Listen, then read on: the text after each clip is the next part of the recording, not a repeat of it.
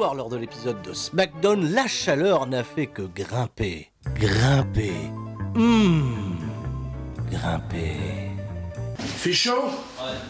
Car malgré la neige qui tombait durement sur la ville de Omaha dans le Nebraska, cet épisode de SmackDown s'avoue être un point clé pour la route vers le Royal Rumble, puisque pour la première fois, depuis l'officialisation du challenge, Seth Rollins allait faire face à Roman Reigns. Une affiche, j'en ai déjà parlé, qui tombe à pic et qui semble ravir la communauté des fans de catch, mais qui, en réalité, est un plan de dernière minute pour parer à la longue liste de blessés, dont le nom de celui qui était pressenti pour affronter Roman Reigns au Royal Rumble, à savoir notre kebabier préféré, Drew McIntyre. Et si vous voulez bien, nous allons commencer cet épisode par un petit rappel des blessés importants à la WWE actuellement, et vous allez voir que la liste elle est pas banale. Donc commençons bien entendu par Drew McIntyre, blessure à la nuque et évaluation toujours en cours qui va le priver, très certainement comme le rapportent divers médias, de Royal Rumble. McIntyre pourrait se retrouver ainsi écarté jusqu'à WrestleMania lui-même, et on espère évidemment que les retombées prochaines seront bonnes et que McIntyre n'aura pas besoin de chirurgie qui l'écarterait des rings un peu plus longtemps. Coup dur toujours du côté des babyface parce que, autre départ du côté de SmackDown, un autre projet qui était particulièrement bien protégé jusqu'à présent, le Roi des Bois! Le Roi des Bois, blessé malheureusement, apparemment bêtement, sur une manœuvre exécutée, un DDT, ça paraissait anodin, mais déchirure pour le Roi des Bois qui sera absent, lui, pour une durée de 4 à 6 semaines, et là encore, pour le Roi des Bois, pas de Royal Rumble. Une autre blessure dont je vous parlais, c'est celle de Sasha Banks, 6 à 8 semaines, elle aussi devrait être de retour potentiellement dans la route de WrestleMania, un WrestleMania pour lequel elle est d'ailleurs pressentie pour être la challengeuse de Charlotte Flair. Toujours côté division féminine, la blessure de Bayley ne lui permettrait potentiellement pas de revenir au Royal Rumble. Un retour serait plutôt estimé aux alentours du mois de mars. Blessure et chirurgie envisagée pour Ridge Holland, qui s'est malheureusement cassé le nez contre Ricochet. Le Rumble semble là aussi être compromis. Blessure pour Shinsuke Nakamura, ça vous le savez, parce qu'il est là depuis toutes les semaines, il apparaît aux écrans, mais visiblement le poignet va mal. Et c'est pour cette raison que Shinsuke Nakamura ne défend pas le championnat intercontinental sans pour autant le rendre vacant, puisque WWE n'aurait visiblement aucun plan pour l'un des championnats, oui, peut-être le plus prestigieux de WWE, en tout cas l'un des, mais ça fait longtemps maintenant que... Un coucou bien évidemment à tous ceux qui réclament sans arrêt des nouvelles de Asuka, qui est écartée des écrans depuis le mois de juillet 2021, une blessure au bras, on l'avait vu apparaître en photo avec le bras en écharpe, et depuis... pas de nouvelles, un retour peut-être pour le Royal Rumble. Et là, on n'en sait rien s'il est blessé, s'il est mort, comme le laissait sous-entendre la storyline en cours. C'est ce bon vieux Elias, écarté alors lui des écrans depuis plus de 6 mois, là aussi, disparu totalement des réseaux sociaux. Certains Dirt Sheets rapportaient une idée de repackaging en une nouvelle version du Macho Man Randy Savage. Oh yeah! Une idée pas approuvée par Vince McMahon, et depuis, Elias, on attend. Qui esquive quand même les balles sur les coupes budgétaires, bravo à lui. Voilà, je m'arrête là, j'ai pas de nouvelles de Virman, beaucoup s'inquiètent, j'ai pas de nouvelles non plus de Mace. Ouais, Mace à SmackDown, il a fait un match, une bataille royale et c'est tout. On est parti SmackDown Recap dans la nuit du vendredi 14 janvier au samedi 15 janvier 2022 depuis Omaha, Nebraska. Un clip on nous remontre évidemment pour nous teaser le face-à-face très attendu avec d'un côté Seth Rollins, Roman Reigns, un plan rapide sur un Seth Rollins qui se contente tout simplement de rire. Évidemment. Et nous sommes directement accueillis par Michael Cole et Pat McAfee qui nous indiquent qu'en plus de ce face-à-face tant attendu, Lita sera présente ce soir pour marquer le coup de sa participation au Royal Rumble de cette année. Mais qui va entamer d'une très belle manière cet épisode de SmackDown? Ce sont les Usos, voilà, qui se vantent bien entendu de leur victoire contre le New Day. Un petit coucou évidemment à Xavier Woods, qui est malheureusement blessé. Jey Uso et Jimmy Uso qui d'ailleurs mettent bien en valeur le fait qu'ils ont barré sur leur t-shirt Paul Heyman. Voilà, il va falloir refaire un nouveau t-shirt. Mais si ils sont présents pour ouvrir le show, c'est parce qu'ils veulent de la nouvelle compétition dans cette division par équipe. Alors ils ont visiblement organisé un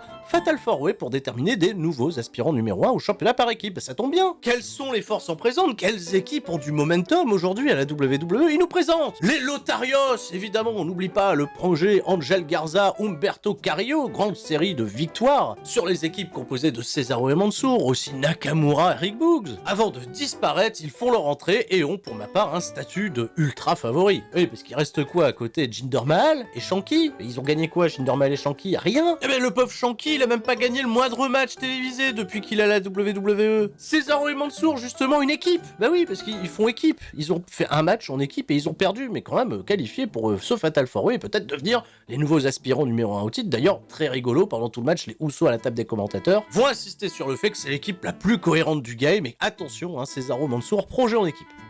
Merde.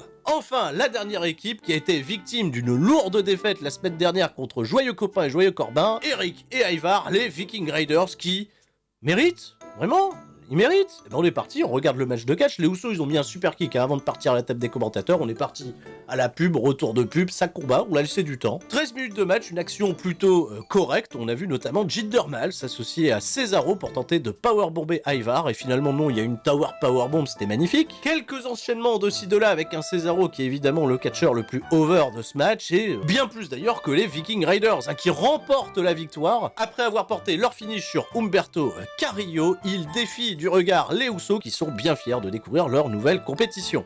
Le titre ne risque pas de changer de main. On nous remonte les exploits de Naomi qui a tenu la dragée haute à Charlotte Flair la semaine dernière, mais un effort malheureusement interrompu à plusieurs reprises par les décisions foireuses de Sonya Deville. On en a marre. Sonya Deville, tranquille, elle est sur son téléphone, elle met un pouce bleu à cette vidéo et je constate évidemment la hausse des pouces bleus parce que je fais des petites posts pouces bleus.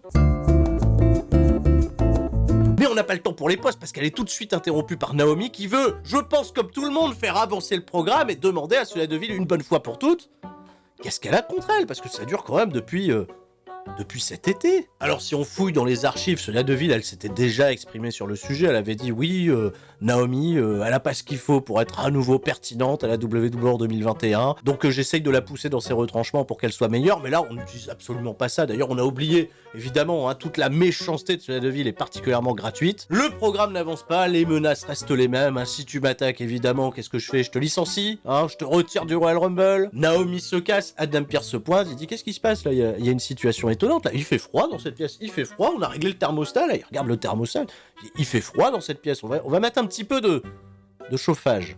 On repart au ring et à l'action probablement, puisque Sami Zayn fait son entrée, pas du tout en tenue pour catcher, il a un programme à nous présenter qui s'appelle Insane. Découvrira. On part à la pub, retour de pub, un gros clip pour nous rappeler la longue histoire entre Seth Rollins et Roman Reigns, qui implique bien entendu The Shield, on revoit des images de Jon Moxley. Pourquoi pas. Et ce qui nous fait mal, c'est de nous dire que ça a déjà 10 ans. Alors pas tout à fait, ça a pas 10 ans, ils ont commencé en 2012, mais en fin d'année 2012, donc ça a un peu plus de 9 ans, c'est tout, voilà. Mais quand même. On vieillit. On retourne de nouveau à Sami Zayn qui nous rappelle bien entendu qu'il est l'aspirant numéro 1 au championnat intercontinental de Shinsuke Nakamura, mais on sait pas quand le match aura lieu et probablement jamais. Alors il va concentrer ses efforts sur son nouveau rival du moment, à savoir Johnny Knoxville de Jackass. Partant de son point de la semaine passée, Johnny Knoxville n'est pas et absolument pas un catcheur. Tout ce que Sami Zayn fait dans le ring, Johnny Knoxville ne pourrait pas le faire, alors que tout ce que fait Johnny Knoxville, Sami Zayn peut le faire. Et c'est tout le principe de Insane, qui s'avère être en réalité une parodie de l'émission Jackass. Alors Sami Zayn, il nous a préparé des dingueries, il nous a ramené 2 mecs, voilà, qui vont le pousser dans un caddie. Bon, il se sent pas trop près, mais il a installé, tu vois, une rampe et il doit passer au-dessus du ring pour atterrir dans des tapis. On a bien compris que le truc était pété et on a perdu beaucoup de temps avec ce segment et les pitreries de Sami Zayn, qui finalement va refuser de faire la cascade parce qu'il est pas du tout sûr de son coup. Il va être interrompu d'ailleurs dans sa promo par Rick Boogs, qui a coupé ses cheveux, le bon vieux Boogs, voilà, et Rick Boogs va créer une diversion pour que Shinsuke Nakamura l'attaque tout en étant blessé. On sait toujours pas quand c'est ce qu'il y aura le match. Et Rick Boogs va projeter Sami Zayn sur des gros matelas à l'extérieur du ring et Sami Zayn va vendre les matelas. Voilà. On en est là. Bien! Est-ce que ça pourrait être pire que ça? Bien sûr que oui! On retrouve Alia en interview qui va avoir son premier match 1 contre 1 depuis qu'elle a rejoint le main roster. On est ravis de l'apprendre. Elle espère d'ailleurs être moins stressée parce qu'elle se souvient que la dernière fois elle avait... Ah ouais, elle l'a dit, elle assume, bravo à elle. Mais elle est interrompue par son adversaire du soir qui n'est nul autre que la Record Woman inscrite dans le Guinness Book pour plusieurs records à la WWE, Natalia Tatinati, dont un des records malheureusement manque à l'appel, et ça j'en suis bien triste, celui du plus grand nombre de roll-up zones subis à la WWE depuis ever. Voilà, c'est une stat que j'ai pas là, que je peux pas vérifier. D'ailleurs, il y a aucun statisticien du catch qui a fait une étude là-dessus claire, mais évidemment que c'est elle. On part à la pub, retour de pub, Natalia, elle est toujours dans la gorilla position en train de se dire non mais qu'est-ce que c'est que ces gens là qui respectent pas mes records dans le Guinness Book des records. Et du manque de respect de Alia qui savait même plus que ça existait le Guinness Book des records. Moi non plus d'ailleurs, je savais plus. Natalia, ce soir, elle est prête à donner une nouvelle ligne de record à la WWE, à savoir la victoire la plus rapide sur Alia, qui d'ailleurs est estimée dans le bouquin à 3,8 secondes. Ça va vite. Comment on peut faire? Natalia, pour faire valoir son plan, elle attaque tout de suite Alia avant que la cloche ne sonne. Alia, elle est peut-être pas en état de pouvoir catcher. D'ailleurs, même l'arbitre lui demande c'est bon, tu peux catcher. Non, elle peut pas catcher. Bon, bah, on annonce que Alia, elle peut pas catcher. Si, Alia, elle peut catcher. Si, je peux le faire. Je peux me battre pour rendre la situation épique, pour rentrer dans le livre des records avec la défaite la plus rapide du monde. La cloche sonne. Alia porte un roll-up à Natalia. 1, 2, 3. Incroyable, quelle mascarade. Nouveau record du monde. Natalia, welcome to the One Up Zone.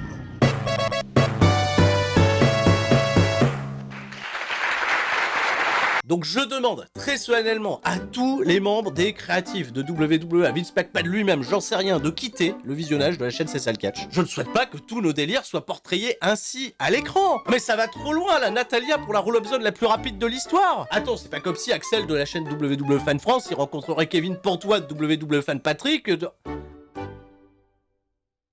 Ah merde! Ah c'est peut-être programmé! Oula! Bon, allez, avançons. Qu'est-ce qui se passe? Sonia Deville et Adam Pearce. Il fait chaud d'ailleurs.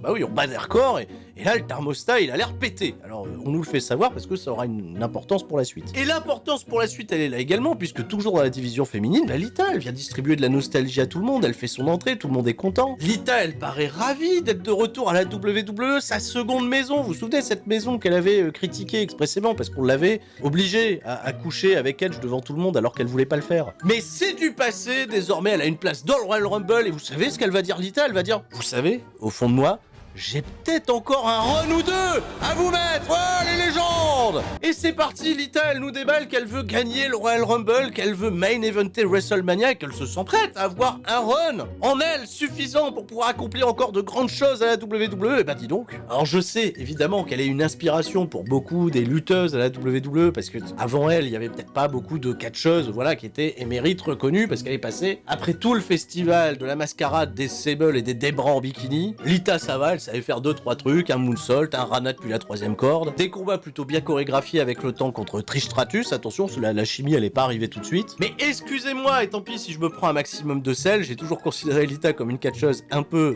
surcotée, surtout quand on voit désormais les performances athlétiques totalement folles des Bianca Belair, des Charlotte Flair, des Becky Lynch, etc. Alors bon, je suis curieux, est-ce que Lita a encore le feu en elle? Elle va le savoir rapidement, parce qu'elle va être rapidement confrontée par l'actuelle championne de WWE, à savoir Charlotte Flair. Charlotte, elle pose les bases, bon voilà, Lita, c'est bien mignon tout ce que tu nous racontes, mais ça n'intéresse absolument personne. Lita dit à Charlotte Flair qu'elle a une grosse tête, elle a une tête énorme, et d'ailleurs ça provoque un chant dans le public, Giant Head pour Charlotte Flair, et cette confrontation va s'envenimer au point même que Lita porte un Twist of Fate à Charlotte Flair qui n'a absolument rien fait pour se défendre, hein, ni même pour bien le vendre, d'ailleurs. C'est un peu embarrassant. Bon, bah voilà, hein, l'effet Lita, on découvrira la suite au Royal Rumble, et j'espère me tromper, j'espère que Lita montre au public qu'elle a encore, voilà, le feu en elle et ce qu'il faut pour eux. Mais c'est bien, on vit de la nostalgie. Moi, j'aime bien, je suis pas contre, c'est un moyen qui fonctionne très très bien à la WWE, donc donnez-nous de la nostalgie, et les gens seront contents. Mais bon, il faut assurer après derrière, faut, voilà. Très brièvement, le catch, 10 minutes d'action offerte à Sheamus contre Ricochet, avec bien entendu cette idée de vouloir venger hein, ce pauvre Ridge Holland qui s'est fait péter le nez par Ricochet. Et parlant de Ricochet, il a un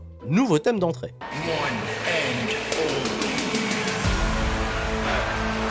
Ça fait toujours moins de droits à payer pour CFOS, avec qui WWE ne semble plus être en bon terme. Et je dois bien avouer que ces 10 minutes d'action étaient plutôt cool, le combat était compétitif, il n'y a pas eu de bullshit, et c'est une belle victoire clean pour Sheamus à la fin qui porte son brogue kick pendant que Ricochet était en train de faire un salto, un truc du genre. Et voilà, donc Sheamus qui continue de bâtir un excellent, un énorme momentum avant d'arriver au Royal Rumble. Ricochet d'ailleurs, il a fait une vignette où il ne s'est pas annoncé pour le Royal Rumble, alors lui il a rien compris. Il fait très chaud dans le Nebraska, ou plus précisément dans le bureau de Sonya Deville et d'Adam Pearce. Adam Pearce, il a fait tomber la veste. Il va chercher un technicien, il faut faire quelque chose pour réparer le thermostat. D'ailleurs, Sonya Deville, elle enlève sa veste, et justement, Naomi, elle se pointe, elle fait tiens, t'as plus ta veste. Parce que quand t'as ta veste, tu dis t'es la patronne, on peut pas te taper, mais là t'as plus ta veste, je pourrais te casser la gueule. Elle n'en fera rien puisqu'Adam Pearce revient, mais sans le technicien pour le thermostat, il met les choses au clair. Alors la semaine prochaine, voilà, on va calmer tout le monde. Naomi t'affrontera Charlotte Flair à nouveau pour avoir une opportunité au titre futur. Donc attention, hein, peut-être un nouveau grand moment pour Naomi et faire avancer le programme contre Sonya Deville. Merci en tout cas, le thermostat. vraiment. On retrouve le Chevalier Café qui vient nous faire une déclaration officielle au sujet de la blessure du Roi des Bois. Mais attention, sur son parchemin, il est noté qu'il s'annonce évidemment lui aussi dans le Royal Rumble. Et ben ça tombe bien parce que tout de suite il va affronter Joyeux Copain qui fait son entrée avec Joyeux Corbin. D'ailleurs Joyeux Copain, il a fait tomber la chemise, il s'est mis en short et il a ses belles bretelles, il est très très beau. Et Joyeux Corbin et Joyeux Copain s'annoncent également dans le Royal Rumble. On part de provocation totalement infantile parce que Joyeux Copain va renommer le New Day en Poop Day, en jour du caca. Le Kofi Kingston a l'idée d'affronter Joyeux Copain, se fait caca dessus, bah justement, Kofi Kingston il est prêt à faire caca sur Madcap Moss. Eh oui. D'ailleurs il a fait caca pendant le match. Voilà, c'est bien, c'est fun. Cela dit, 5 minutes de catch particulièrement cool avec un Kofi Kingston qui va peut-être pas être respecté, mais derrière on est en train de builder là aussi le momentum de Joyeux Copain qui peut-être vexé à ne pas être dans la compétition pour les championnats par équipe, va battre Kofi Kingston. Clean. Voilà, j'ai rien d'autre à rajouter. Kofi Kingston qui job très très bien pour Madcap Moss qui doit plaire à Vince McMahon. Il fait bien, lui il est drôle, les blagues elles sont drôles, et puis il a un physique là comme j'aime bien tout ça. Madcap Moss peut être pertinent pour remporter le Royal Rumble 2022. On en reparlera. Enfin, le face-à-face, Seth Rollins d'un côté, Roman Reigns de l'autre. C'est Seth Rollins qui fait son entrée, et d'ailleurs, premier signe distinctif, si vous vouliez savoir dans la storyline qui est face, qui est heel, le face turn de Seth Rollins est confirmé, car en effet, dans son cosplay réussi de Michael Jackson, il porte des chaussettes. Voilà. C'est la fin d'une ère, c'est la fin d'une streak, c'est la fin d'un Seth Rollins heel. Le gros chien fait sa longue entrée et de ce fait le temps avance, il restera assez peu de temps pour s'échanger des punchlines, mais vous inquiétez pas, il va y en avoir. Alors Seth Rollins, il va tout de suite proposer à Roman Reigns de faire le petit check du Shield, mais Roman Reigns, c'est derrière lui tout ça, tu vois, non, il est intouchable, c'est le chef de la tribu, etc., c'est le visage de la compagnie. Seth Rollins, en effet, c'est pas mal, mais quand on le regarde, c'est un clown. Il est là pour amuser la galerie, et Roman Reigns, il est bien au-dessus de tout ça. Seth Rollins, il aura quand même des arguments pour se défendre, dont notamment le rappel de la création du Shield. Et même bien avant que ça, quand Roman Reigns se pétait les genoux dans la Canadian Football League, Seth Rollins était déjà un très très grand catcheur à l'époque de Ring of Honor, sans citer bien entendu Ring of Honor, mais la petite référence était là, donc ça faisait plaisir. Et puis derrière, en effet, il y a eu le Shield, il y a eu la manipulation de Seth Rollins, qui se revendiquait être l'architecte du Shield. Et encore aujourd'hui, il constate que Roman Reigns a toujours besoin de personne pour lui tenir la main, pour le guider vers le sommet, alors que Seth Rollins, il s'est construit tout seul. Un point pour Seth Rollins, qui d'ailleurs obtient un peu les faveurs de la foule. Je vous ai dit, Seth Rollins babyface dans l'esprit. Roman Reigns va en revanche nous sortir une excellente punchline de son chapeau. Si j'avais pu choisir la star que je voulais affronter au Royal Rumble, j'aurais certainement pas choisi Seth Rollins, mais plutôt ta femme.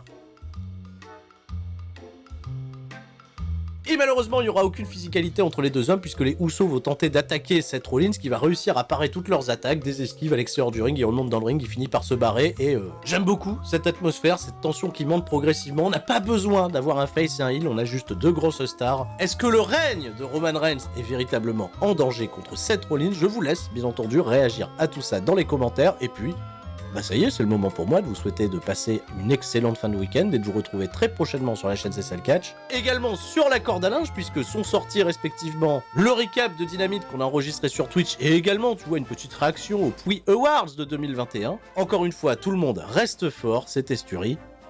Ciao, bye bye.